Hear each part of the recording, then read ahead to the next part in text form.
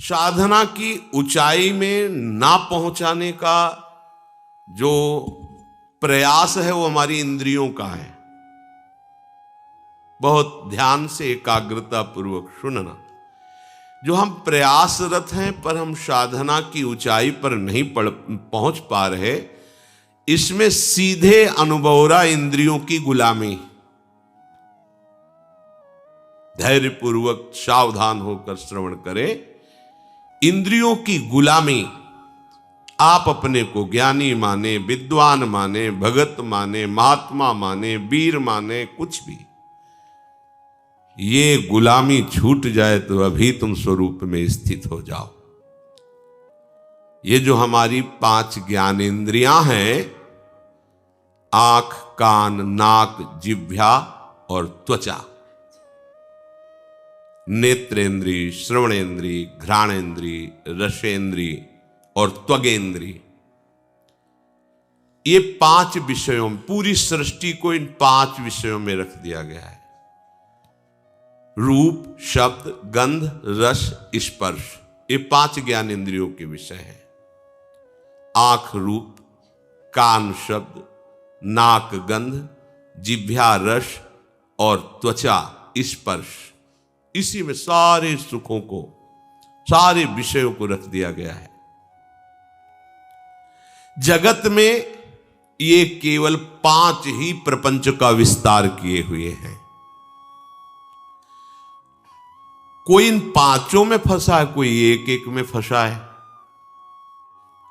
उपासक को स्वतंत्रता तभी मिलेगी जब पहले शास्त्र और गुरु की परतंत्रता स्वीकार करे। शास्त्र और गुरु का भय, शास्त्र और गुरु का शासन स्वीकार करे तो इंद्रियों के विषयों से हटने का उसको सौभाग्य मिल जाएगा। अगर वो शास्त्र और गुरु से स्वतंत्र है तो इन प्रपंच में वो परतंत्र रहेगा। सिद्धांत है ये। आजकल सबकी यही मांग है कि मैं किसी के अधीन नहीं, मेरा जीवन स्वतंत्र, मैं जो चाहूं कर सकता हूं। स्वतंत्र का हो, इंद्रियों के गुलाम हो, मन के गुलाम हो, विषयों के गुलाम हो। तुम विषयों को नहीं भोग रहे, विषय तुम्हें भोग रहे। विषय तुम्हारे अधीन नहीं, तुम विषयों के अधीन हो, विवेकहीन हो, इसलिए तुम समझ नहीं पा रहे हो। इंद्रियों की, विषयों की, मन की गुलामी को तुम स्वतंत्रता समझते हो। आजकल यही स्वतंत्रता मानी जाती कि जो मैं चाहूं भोगूं, जो मैं चाहूं देखूं, जो मैं चाहूं करूं, तुम मुझ पर अंकुश नहीं लगा सकते हो क्योंकि मेरा जीवन स्वतंत्र है। वाह, कैसी स्वतंत्रता! तुम समझ नहीं पा रहे हो स्वतंत्रता का स्वरूप क्या होता है। सब तुम्हारे अधीन हो, तुम किसी के अधीन नहीं।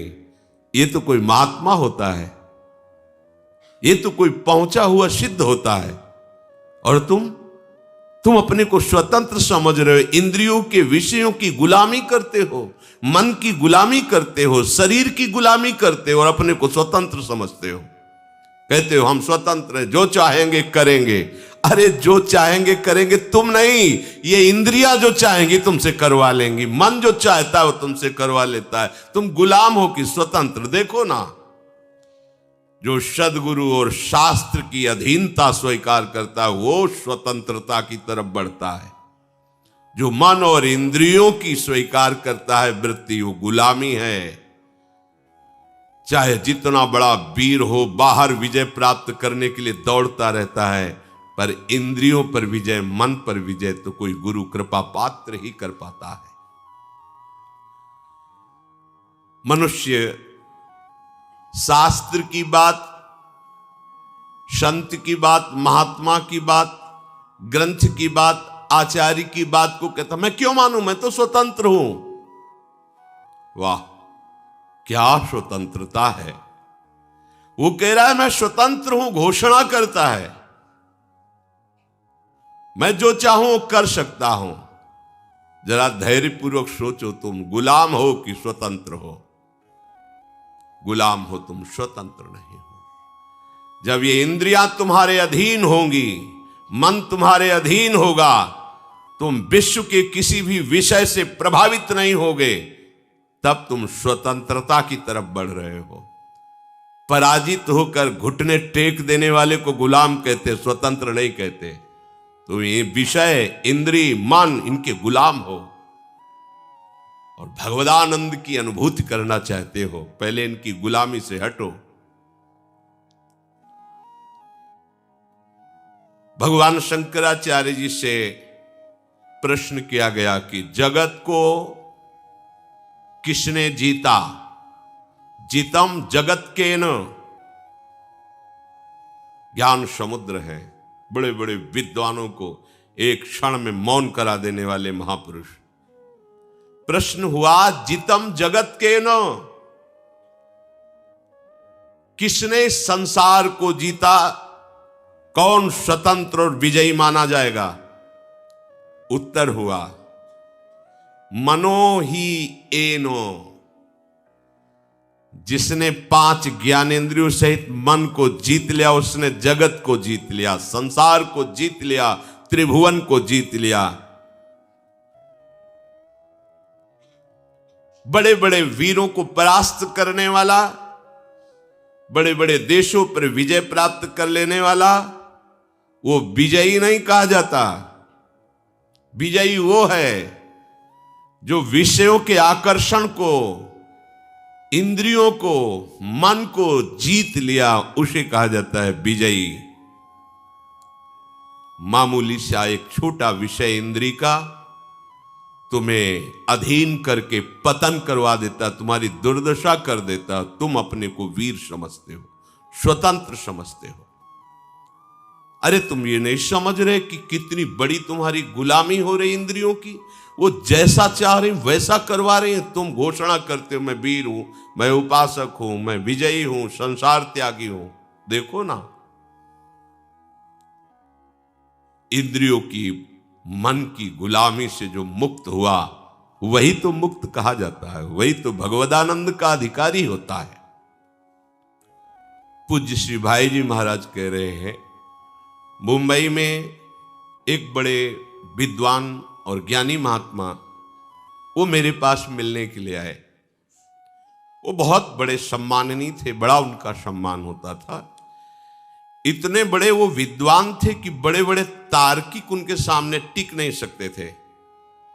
जहां कोई प्रश्न करे तो प्रश्न पूरा नहीं हो पाता था, उत्तर प्रारंभ हो गया उनका उत्तर। परंतु जब वो हमारे पास आए, 1-2 दिन रुके, तो उनकी दिनचर्या देखी। वो इतनी रसेंद्री के वश में थे, कुछ कुछ मिनट में भाई जी गरम जलेबी मंगवा दीजिए, वो रबड़ी, वो भुंजिया मंगवा दीजिए, ऐसा वैसा, इतनी मांगे थोड़ी थोड़ी देर में। फिर कहते कि मथुरा के जैसे पेड़े होते हैं, वैसे तो ब्रह्मा ने सृष्टि में कुछ रचा ही नहीं, मथुरा किसी को भेजकर पेड़े मंगवा दीजिए। एक दिन में 25-50 चीजें अलग अलग से मंगवा के पाना उनका स्वभाव था, प्रभाव था कि बड़े बड़े विद्वान तर्क में परास्त हो जाते थे और ज्ञानी थे, महात्मा वेश में थे, बड़ा सम्मान होता। हमारे एक मित्र थे नानू राम जी, उन्होंने उनको निमंत्रण दिया। महाराज की विद्वता और सम्मान देख करके जब घर ले गए तो छक गए शाम तक ही। महाराज ऐसी ऐसी मांगे, ऐसी भाई जी से कहा कि अब इनको कभी निमंत्रण नहीं देंगे। इतनी मांगे थोड़ी थोड़ी देर में, ये वो ऐसा। फिर मैं एक दिन उन महात्मा जी से पूछा कि महाराज आपका ज्ञान, आपकी विद्वता, आपका प्रभाव, फिर ये कलंक कैसा? एकांत में थे, अपना बड़ा हितैषी जान करके उन्होंने कहा कि यद्यपि इन विषयों का आत्मा से कोई संबंध नहीं है, इसमें मेरी कोई हानि नहीं है, क्योंकि मैं निरपेक्ष रहता हूं। पर वास्तविक आपसे छुपाव की बात नहीं, मैं रसेंद्री को जीत नहीं पाया हूं। ये बार बार मुझे परास्त करती, मुझे ग्लानि भी होती है, पर मैं क्या करूं, इसको जीत नहीं पा रहा हूं रसेंद्री को। ये नया नया चाट बन गया है, ये लाओ वो लाओ, मैं दुखी भी हूं पर इसको जीत नहीं पा रहा हूं। देखिए देखिए भाई जी कह रहे, देखिए देखिए, इतना बड़ा ज्ञानी, इतना बड़ा सम्माननीय एक इंद्री की गुलामी नहीं छोड़ पा रहा है। इसीलिए उपासकों से हम कहते हैं कि महात्मा बनना सरल है, विद्वान बनना सरल है, लेकिन स्वतंत्र होना बहुत कठिन है।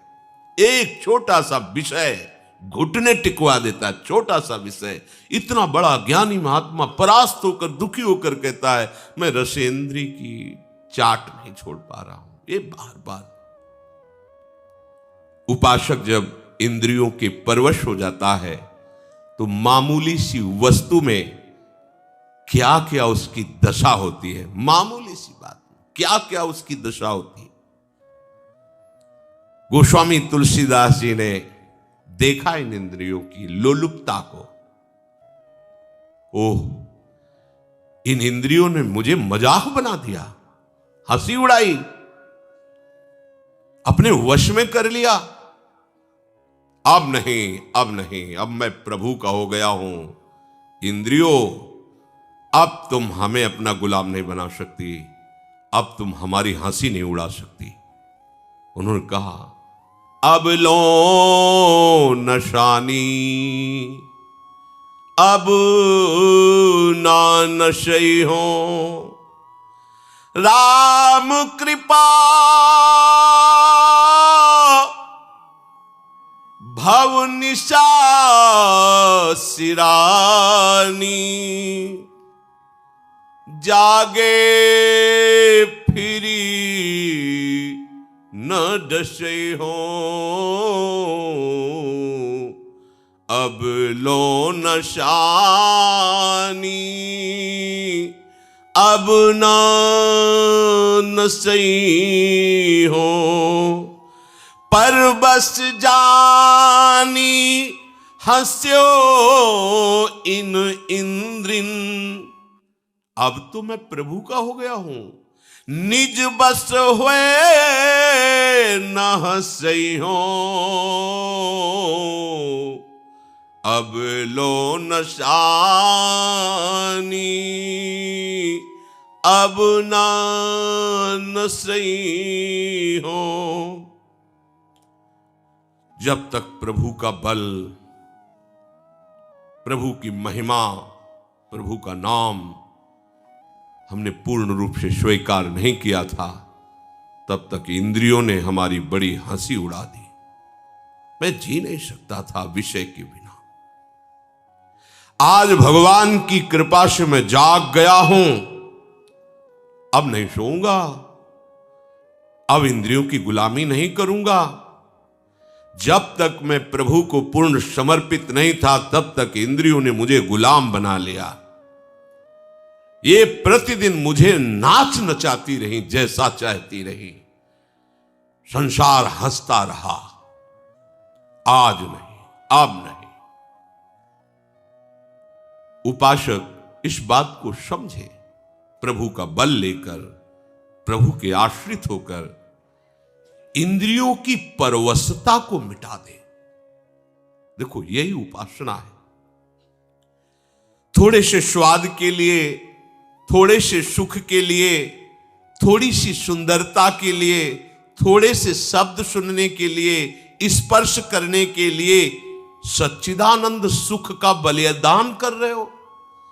यह अवसर सच्चिदानंद सुख के लिए मिला है, क्या कर रहे हो? मणिगण पुंज ब्रजपति छाणत, हित हरिवंश कर गही कंचु। इंद्र नील मणि मनोहर श्याम सुंदर को छोड़कर कांच ग्रहण कर रहे हो। सावधान। कैसे सावधान? कूर्मोंगानीव सर्वशः। जैसे जरा सा भय आने पर कछुआ अपने अंगों को कवच के अंदर समेट लेता है, ऐसे ही तुम सारी इंद्रियों को प्रभु में समर्पित करो। कछुआ जहां थोड़ी सी खटक हुई, तत्काल उस अपने अंगों को सुरक्षित रखने के लिए कवच के अंदर कर लेता है। इंद्रियों को विषयों से समेट लो, आप सुरक्षित हो जाओगे, आपका भजन सुरक्षित हो जाएगा। परांच खानी, ये इंद्रियों का स्वभाव है, ये बाहरी भागती हैं। ब्रह्मा जी ने रचना की है बहिर्मुख इनकी। ब्रह्मा ने इनका स्वभाव बनाया है बाहरी विषयों पर जाना, और जो इस स्वभाव को रोक दे वही भाव को प्राप्त होता है। भावोत्सवेन भजताम रस काम धेनुम, पर कठिन है इनको रोकना। क्रम है, सीधे इंद्रियों को वश में नहीं कर सकते। यदि मन बुद्धि के वश में हो जाए तो फिर मन इंद्रियों को वश में कर सकता है। बुद्धि तुम्हारे वश में होनी चाहिए, बुद्धि तुम्हारे वश में, बुद्धि के वश में मन, और मन के वश में इंद्रियां, अब सब ठीक हो जाएगा। सरलता से इंद्रियों को रोका जा सकता है यदि ऐसा क्रम हो। इंद्रियों को हमें जहां लगाना है वहीं लगेंगी, और उसके पहले मन को ठीक करना है। मन को ठीक करने के लिए पहले बुद्धि को ठीक करना है। बुद्धि को ठीक करने के लिए पहले हमें ठीक होना पड़ेगा। हमें स्वयं ठीक होना। मैं प्रभु का हूं, प्रियालाल का हूं, कोई संसारी नहीं हूं। कल जैसे एक प्रश्नकर्ता प्रश्न कर रहा था कि आप बड़े बड़े महात्माओं की बातें बताते हो तो भगवान के स्वरूप हैं, वो भगवान के नित्य जन है, हम कहां? ये घाटे की बात है।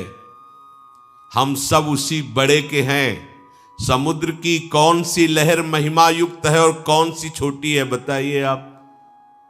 उसी आनंद समुद्र के हम सब अंश हैं, बराबर अंश हैं, बराबर। जो भगवान शंकर की आत्मा है वही तुम्हारी आत्मा है, वही एक चींटी की आत्मा है। आत्मा में कोई परिवर्तन, छोटाई बड़ाई घटाई नहीं है। ये मूढ़ता की बात छोड़ो, ये समझो कि वो बड़े कैसे हुए हैं। बड़े का संपूर्णतः आश्रय ले लिया, सबसे बड़े प्रभु है, और उन्होंने प्रभु के नाम का आश्रय ले लिया, रूप का आश्रय ले लिया, जगत का आश्रय छोड़ दिया, तो वो बहुत बड़े हो गए। तुम छोटे क्यों हो रहे हो? क्योंकि तुमने छोटे का आश्रय ले लिया। ये जगत के नाम रूप, जगत के विषय, भोग, अनुकूलता, प्रतिकूलता, ये सब छोटी बात है। इसीलिए तुम इतने हे भाव से युक्त हो गए हो। हम कहां? नहीं, तुम उसी तत्व से स्थित हो, तुम उसी से बने हुए हो, तुम और कोई नहीं हो।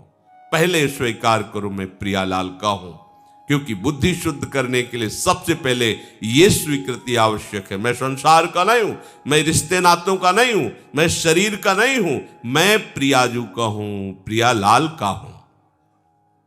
ये सब इंद्रियां हमारी बहुत सहायक हो जाएंगी यदि आप इस सूत्र को समझ लें। आप इंद्रिय विजयी हो जाएंगे अगर ये सिद्धांत समझ लीजिए। ध्यान से समझना। देखो, घोड़े रथ में जुते हुए हैं, रथ को खींचकर लक्ष्य पर पहुंचाना घोड़ों का ही काम है। रथ में घोड़े हैं, उनमें बहुत पावर है, ये बहुत अच्छी बात है, क्योंकि मार्ग तय करने के लिए मरे हुए घोड़े नहीं चाहिए, पावरफुल चाहिए। परंतु अच्छे मार्ग पे चलाना और बुरे मार्ग पे चलाना, यह सारथी के अधीन बात है। घोड़ों को उनकी इच्छा पर छोड़ दोगे तो मार्ग से वो भटक जाएंगे। घोड़ों को सही दिशा पे चलाने के लिए लगाम होती है, लगाम के अनुसार, और लगाम होती है सारथी के हाथ में, और रथी का पूरा जीवन सारथी के हाथ में है। वो चाहे तो गड्ढे में ले जाकर के पूरा का पूरा चौपट कर दे, मरे रथी सहित। बुरा रास्ता या अच्छा रास्ता ये रथी के ऊपर होता नहीं है, ये सारथी के ऊपर होता है। सारथी को ठीक रखना है। अगर जुते हुए घोड़ों की लगाम ढीली हो जाए और सारथी नशे में हो तो रथी का क्या होगा, विचार कर लो।